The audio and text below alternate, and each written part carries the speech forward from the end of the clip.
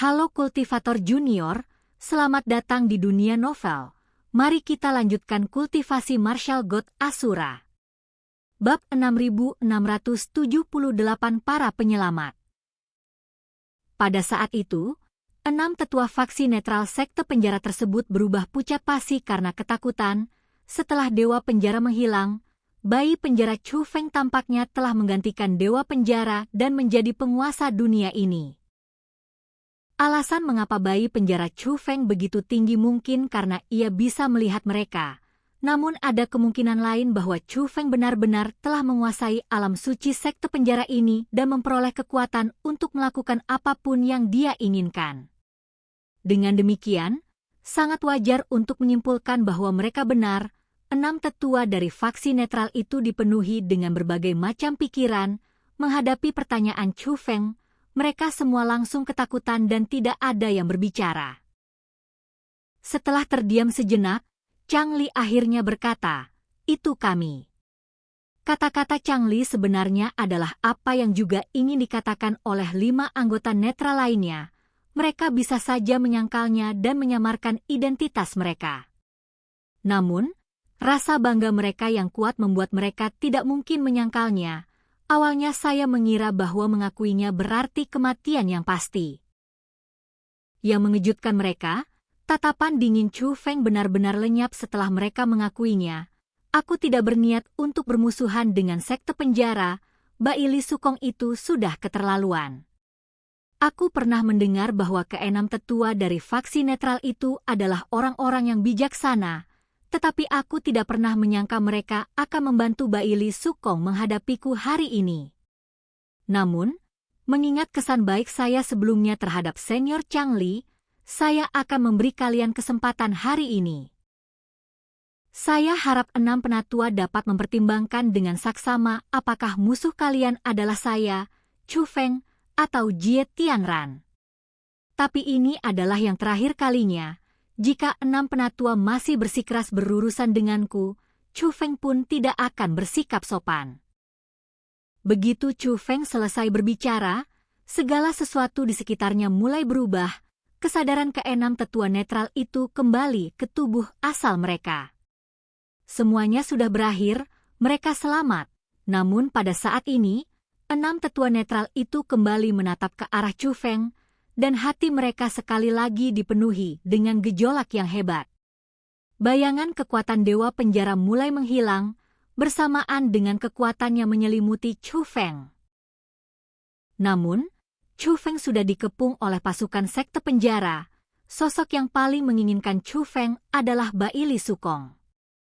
Mereka mengamati dengan mata buas, siap melancarkan serangan terhadap Chu Feng begitu kekuatan yang diberikan oleh dewa penjara menghilang sepenuhnya.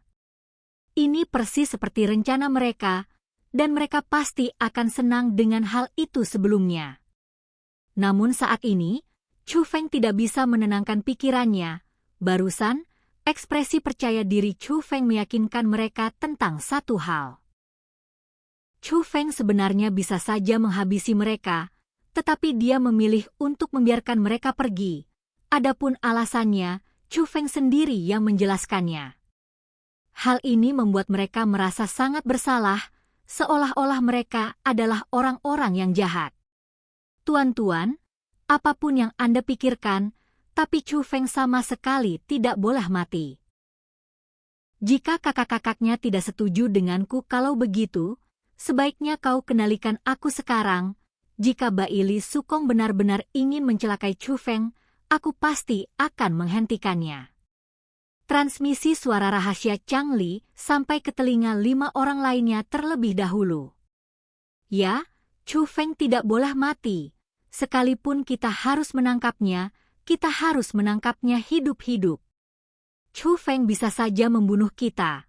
Tetapi Chu Feng membiarkan kami pergi. Betapa mulianya Chu Feng. Lie Shan segera menyampaikan pendapatnya. Tangkap Chu Feng hidup-hidup. Tepat saat itu, sebuah suara yang memenuhi langit berbintang bergema, ini Ting Yun. Dia berbicara langsung, memberikan perintah kepada seluruh sekte penjara. Menangkap? Seperti yang diperkirakan, Reaksi pertama Baili Sukong saat mendengar perintah Ting Yun adalah terkejut. Senior, sementara itu, bawahan Baili Sukong juga meliriknya dengan penuh perhatian. Mereka hanya mendengarkan apa yang dikatakan Baili Sukong. Meskipun aku tidak tahu apa yang direncanakan orang-orang tua itu, Chu Feng memang memiliki banyak hal baik, belum lagi garis keturunan raja dan asal-usul denyut nadi yang legendaris. Bayi-bayi penjara di tubuhnya sangat luar biasa dan mungkin sangat berguna bagi sekte penjara kita. Jika kita bisa menangkapnya hidup-hidup, itu memang akan menjadi cara terbaik untuk menghadapi Chu Feng. Tetapi jika kita tidak dapat menangkapnya hidup-hidup, kita akan membunuhnya di tempat. Inilah yang dikatakan Baili Sukong.